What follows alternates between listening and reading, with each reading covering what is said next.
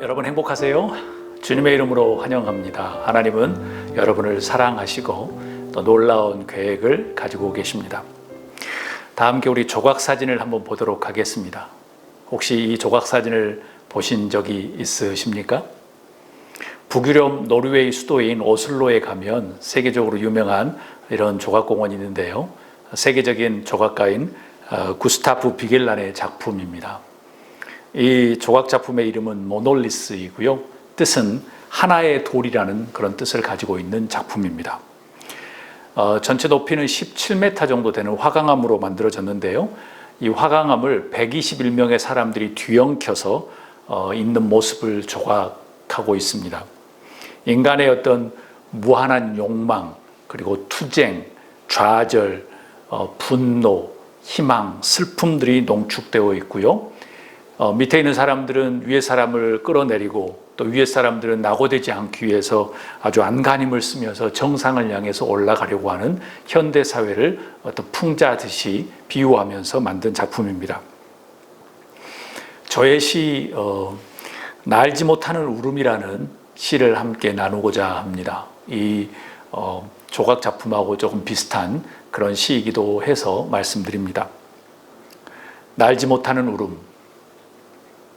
새벽녘 미명을 여는 수많은 쥐적임들, 날개에 깃털을 입은 새들이 제잘거림 뒤에 존재하지. 다양한 색깔의 꼴라주가 수놓아 입힌 것처럼 아름다운 깃을 휘날리며 뽐내고 있어. 어디에선가 흘러오는 곱지만 찌를 듯한 거친 소리의 향연이 아침을 깨우는 거야.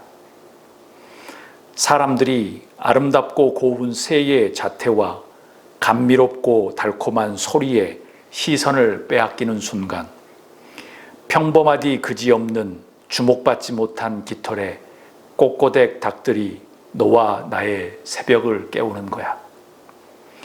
예쁜 소리와 거리가 멀어 튠하지 않는 태평소처럼 다가서기도 머뭇머뭇 귀를 찌르는 소음들이야. 날지 못하는 울음일 게야. 새벽을 알리는 닭의 울음은 노래도 우아함도 아닌 날지 못한 서름이겠지.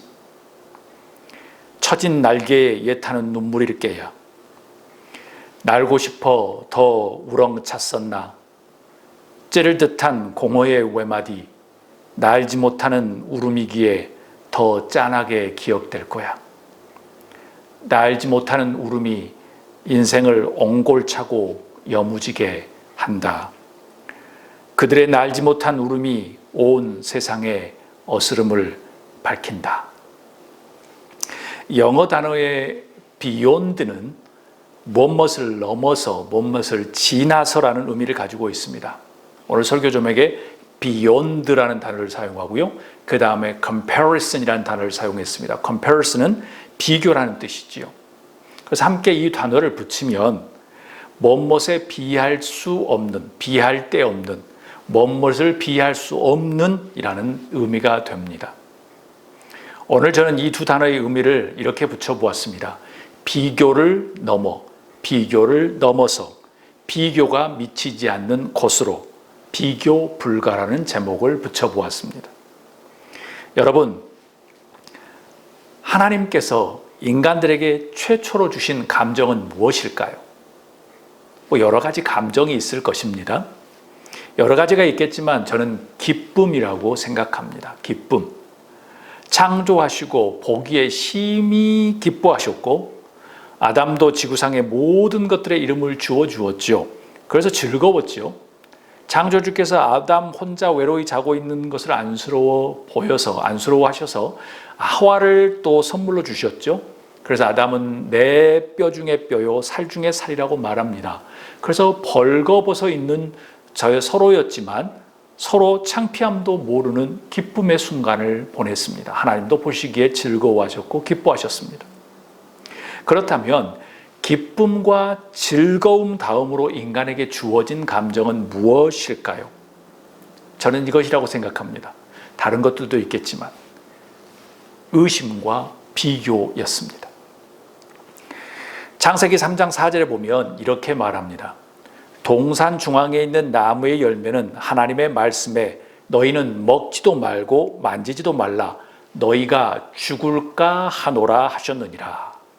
5절 7절에 보면 뱀이 여자에게 이르되 너희가 결코 죽지 아니하리라 너희가 그것을 먹는 날에는 너희 눈이 밝아져 하나님과 같이 되어 선악을 알 줄 하나님이 아심이니라. 여자가 그 나무를 본즉 먹음직도 하고 보암직도 한 나무인지라. 여자가 그 열매를 따먹고 자기와 함께 있는 남편에게도 주매 그도 먹은지라. 이 말씀을 보면서 느껴지는 감정이 무엇인가요? 인류의 죄악이 여기서 시작되었습니다. 비교하는 마음을 사탄이 주었기 때문에 그렇습니다. 너희가 죽을까 의심이 생기면서 전능자 하나님과 비교하는 마음이 생긴 겁니다. 다른 열매들과 나무 과실을 비교하고요. 인간과 창조주의 역할과 그 서로의 어떤 권한을 비교하기 시작합니다. 그때 인간의 마음속에 죄라는 것이 들어오기 시작합니다. 따라서 갑자기 욕심이 생겨난 게 아니고요. 욕심이라는 것은 어떤 표준이 있어야 욕심이 생기는 겁니다. 무엇인가 더 갖는 거나 덜 갖거나 더 소유하거나 덜 소유하거나 더 기쁘거나 더 행복하거나 기준이 있어야 되는 거예요. 욕심이 생기기 전에 분명 비교할 어떤 대상이 있어야 한다는 말씀입니다. 그만큼 비교는 아주 무서운 것입니다. 욕심도 생기게 하고 그래서 죄의 뿌리가 되는 것이죠. 하나님께서 그들을 찾으실 때 그들에게 변명이라는 마음이 생겨납니다.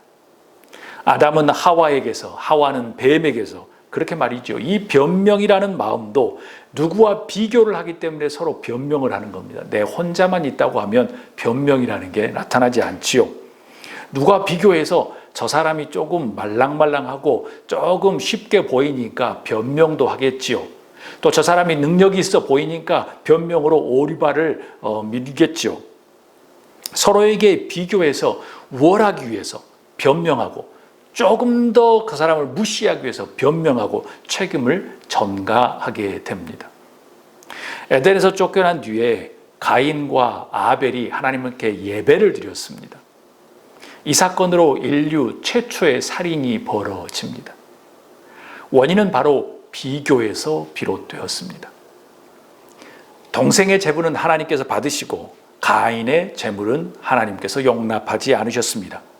그래서 그 안에 비교의 마음이 존재하기 시작합니다. 누구에게요? 가인에게요. 전쟁, 살인, 욕심, 미움, 이기심, 싸움, 분노, 경쟁, 전쟁, 이 모든 단어들은 다 이 비교라는 것에서 시작됩니다. 이 비교를 통해서 있어지는 모든 감정적인 행동들이 역사를 수놓았습니다. 오늘 말씀으로 돌아가겠습니다. 오늘 말씀의 제목은 Beyond Comparison, 비교를 넘어서라는 제목입니다.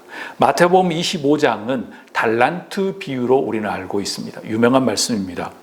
어떤 주인이 타국에 갈 때 자기 소유를 각자 재능대로 종들에게 맡겼습니다. 한 종에게는 5달란트, 또 한 종에게는 2달란트, 한 종에게는 1달란트를 주고 떠났습니다. 주인이 떠난 뒤에 이들이 취했던 행동이 우리를 아주 흥미롭게 합니다. 5달란트 받은 종은 바로 갔다고 말합니다. At once, 바로 가서 장사를 했습니다. 사업을 했습니다. work, 일을 했습니다. 그래서 5달란트를 남겼습니다.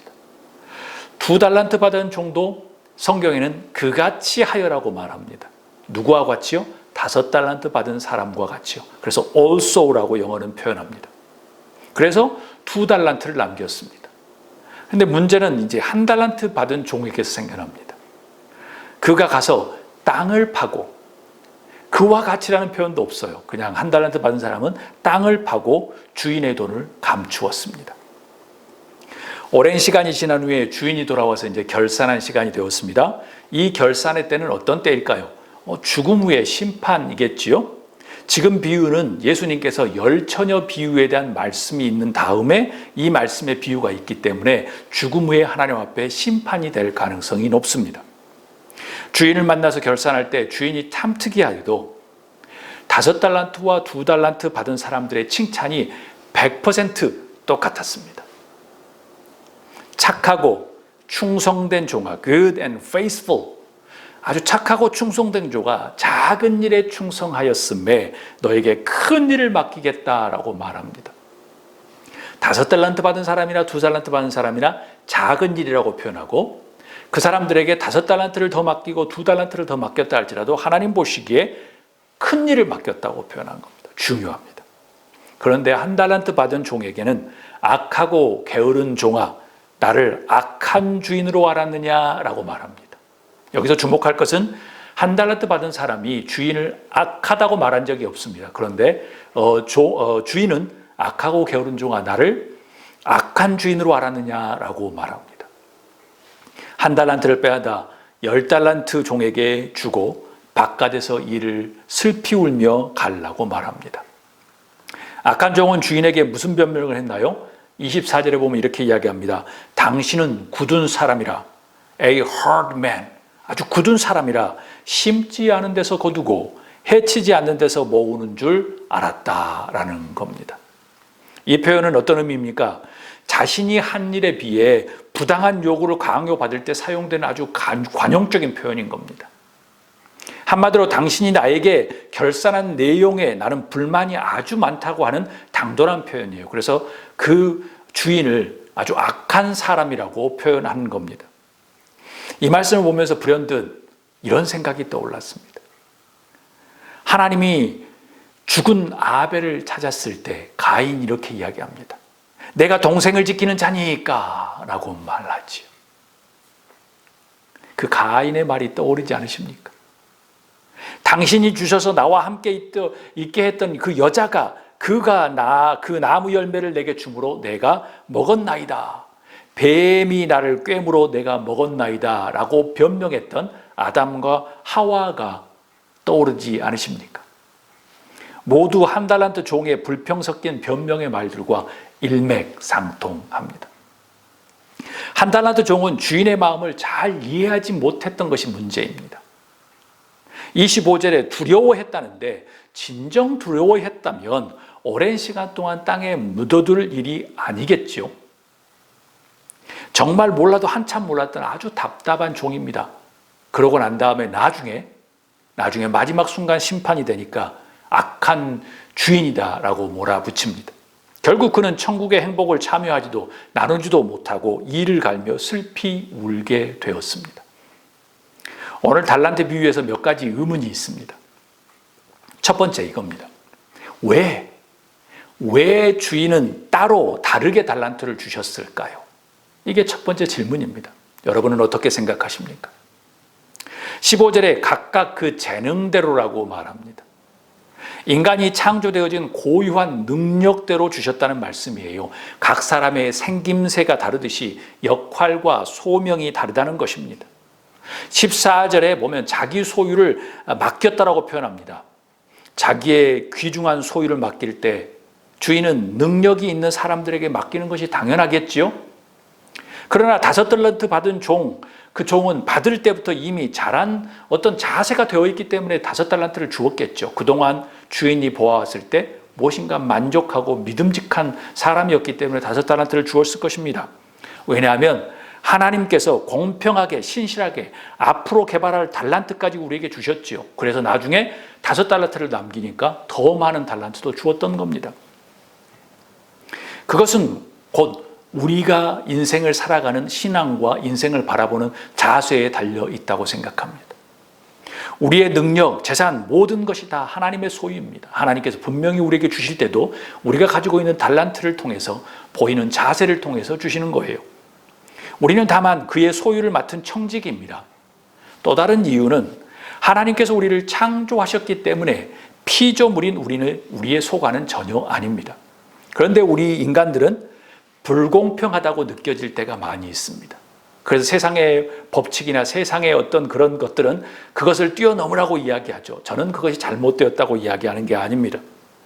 우리의 어떤 모습으로 태어난 것을 어찌할 수 없는 창조주의 뜻이라고 우리가 수긍하고 믿음으로 인정하고 나아가는 것과 계속 그 창조의 뜻을 불만으로 여기고 계속 불평과 분노와 화 속에 있느냐의 차이가 다르다는 겁니다.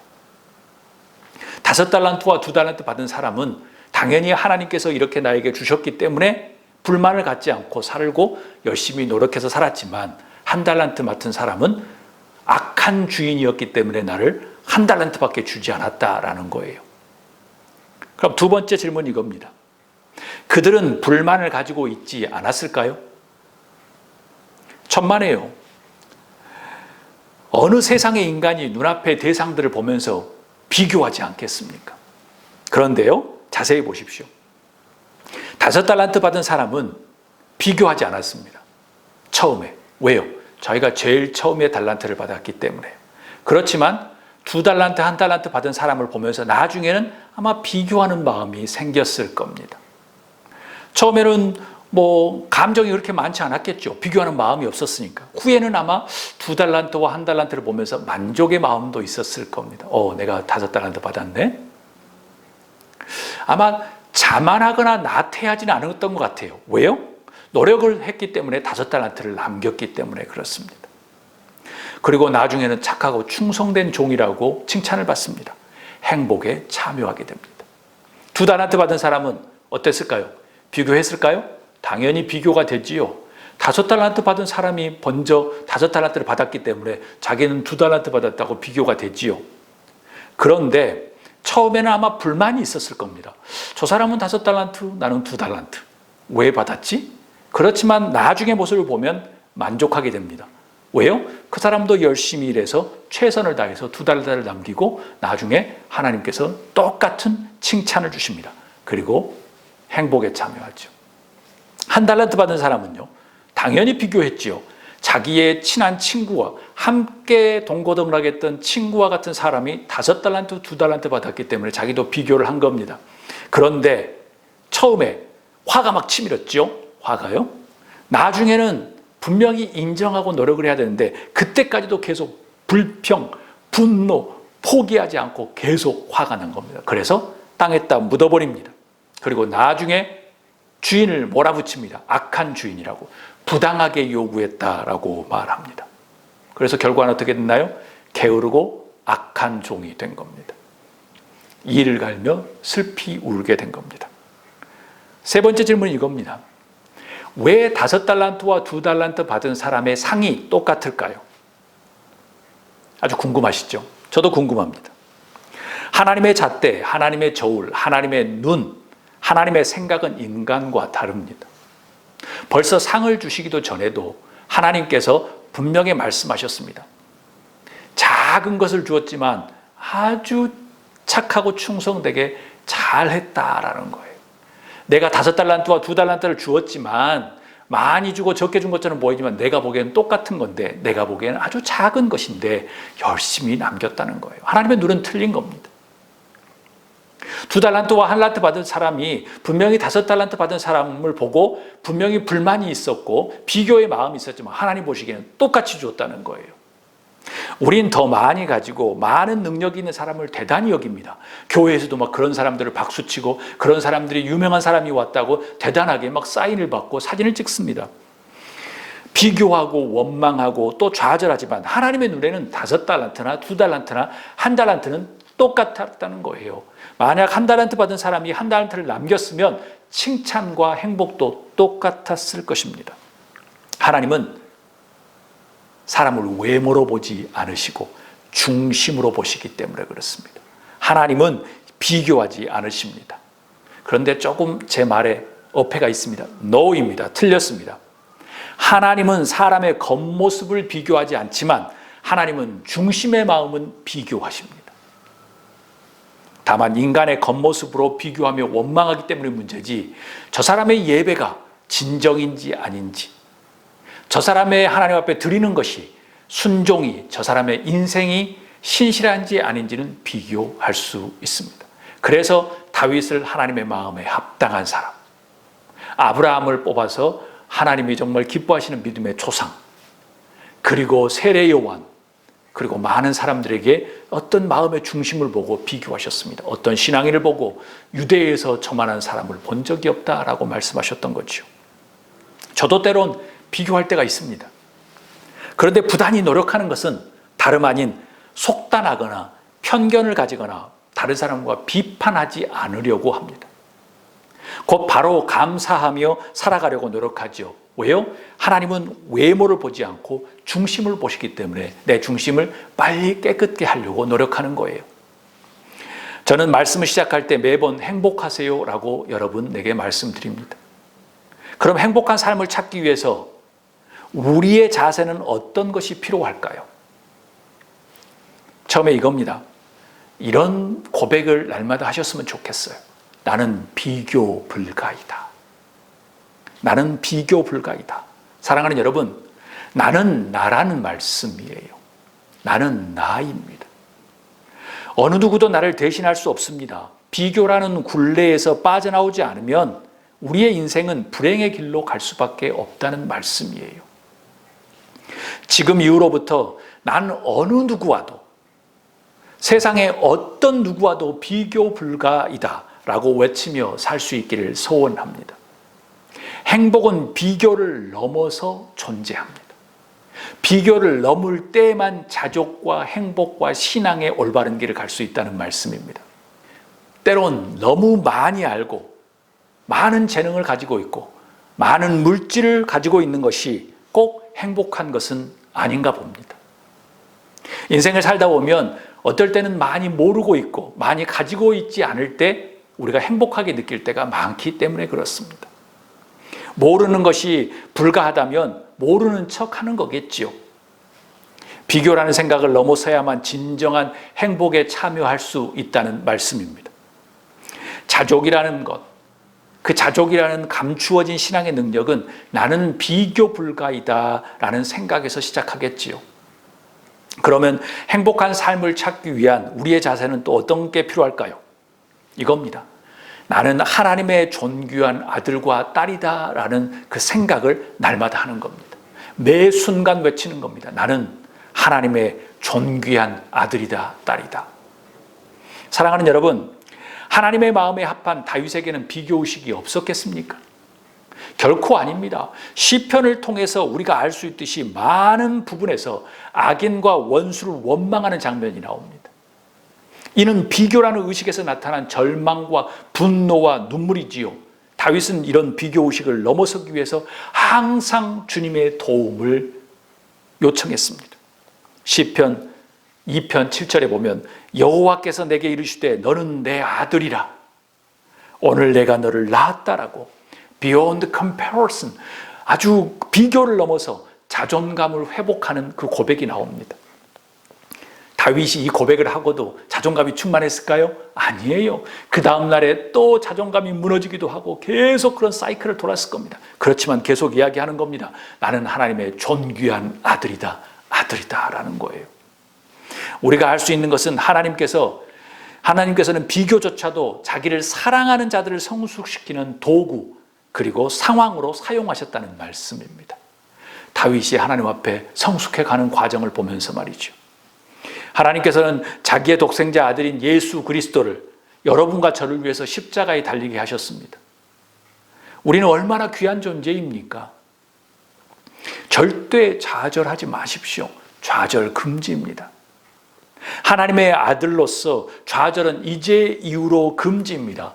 다른 사람도 아닌 바로 날 위해서, 여러분을 위해서 예수 그리스도께서 십자가에 돌아가시고 부활하셨다는 말씀입니다. 비교를 통한 원망이나 좌절을 이겨서 넘어서는 그 자족에 감추어진 신앙으로 인생을 승리할 수 있기를 주님으로 축복합니다. 더 나아가 한 달란트 받은 종처럼 당신은 굳은 사람이라 심지 않는 데서 거두고 해치지 않는 데서 모은 줄 압니다 라고 당돌하게 불평하는 사람들이 혹시 계십니까? 우리 안에요. 우리의 자세를 바꿔야 합니다. 때로는 해답이 없고 때로는 의심이 갈지라도 우리의 자세가 바뀌어야 합니다.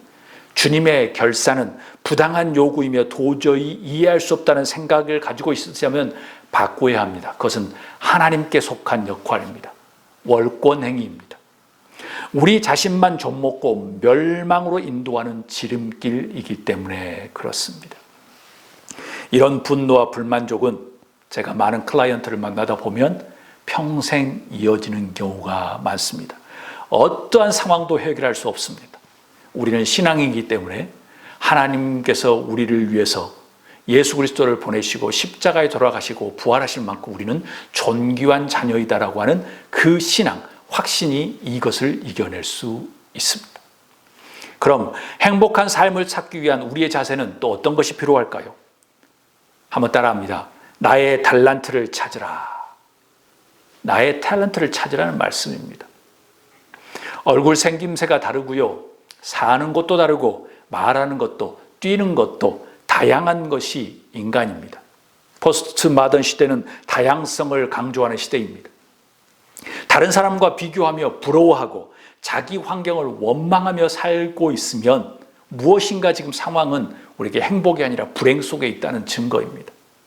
저도 사람이기 때문에 그런 생각이 불현듯 들 때가 있습니다. 그렇지만 그런 생각이 들어올 때마다 빠르게 지나가도록 노력합니다. 하나님께서 타인들에게 준 것과 다른 소중한 것을 나에게 주셨다는 것을 머릿속에 떠오릅니다. 떠오르고 또 그것을 찾습니다. 그리고 확신합니다. 각자 소중한 것을 가지고 있습니다. 남이 가지고 있지 않은 이상훈 목사만이 가지고 있는 소중한 것.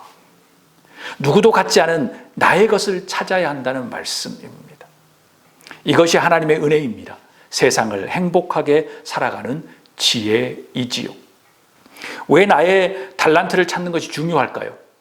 이겁니다. 우리의 삶의 첫째 목적이 하나님을 기쁘시게 하는 겁니다.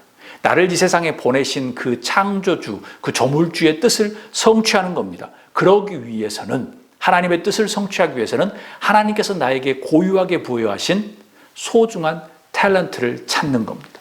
그리고 그 탤런트를 이용하고 또 누리고 이루어 드리는 것입니다. 그게 곧 identity, 나의 자아와 나의 정체성을 확립하는 겁니다. self-differentiation, 남하고 비교하지 않고 내 안에서 무엇인가 분립이 되고 아주 자족하면서 다시 일어나는 거예요. 사랑하는 여러분, 우리의 현실을 바꾸기란 쉽지 않습니다. 이런 현실은 자주 우리를 좌절하게 만들고요. 분노 속에, 때로는 눈물 속에 그런 감정 속에 빠지게 하죠. 그런데 예수님은 우리를 영적으로, 정신적으로, 육체적으로 자유를 선포하셨습니다. 자유함을 주시기 위해서 십자가에 돌아가시고 부활하셨습니다. 자유함은 곧 이겁니다. 고유한 내 자신을 찾는 거예요. 나의 고유한 탤런트를 찾는 것이지요. 나의 탤런트를 통해서 하나님을 기쁘시게 하는 것, 그것이 내 인생을 행복하게 살 수 있는 아주 귀중한 지혜이며 방향이 됩니다. 말씀을 마치려고 합니다. 우리는 선택해야 합니다. 결정해야 합니다. 그리고 행동해야 합니다.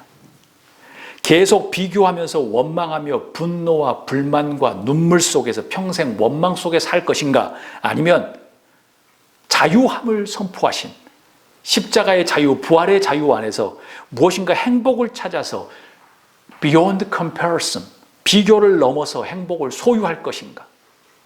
이미 하나님은 우리에게 아름답고 귀한 탤런트를 주셔서 너를 통해서 바라보고 싶고 너를 통해서 이루고 싶은 것이 있는데 땅에 묻어놓고 살 것인가? 아니면 하나님의 존귀한 자녀로서 그 달란트를 찾아서 즐기며 이용하며 더 번성해서 활용하시겠습니까? 우리는 선택해야 합니다. 행복을 찾아서 beyond comparison, 비교를 넘어서시겠습니까? 아니면 비교 안에서 굴복하고 좌절과 눈물 안에 계시겠습니까?